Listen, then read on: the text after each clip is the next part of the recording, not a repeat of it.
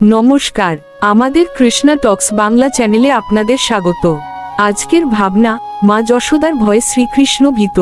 যিনি সমগ্র বিশ্বব্রহ্মাণ্ডের সৃষ্টিকর্তা, সেই ভগবান শ্রীকৃষ্ণের কেন সামান্য এক মানবী মা যশোদার হাতে ভয়? আসলে এটি হলো প্রেমের শক্তিকে স্বীকার করার লীলা। ভগবানের কাছে সব ঐশ্বর্য তুচ্ছ। তিনি সর্বশক্তিমান নন, বরং প্রেমের কাঙাল।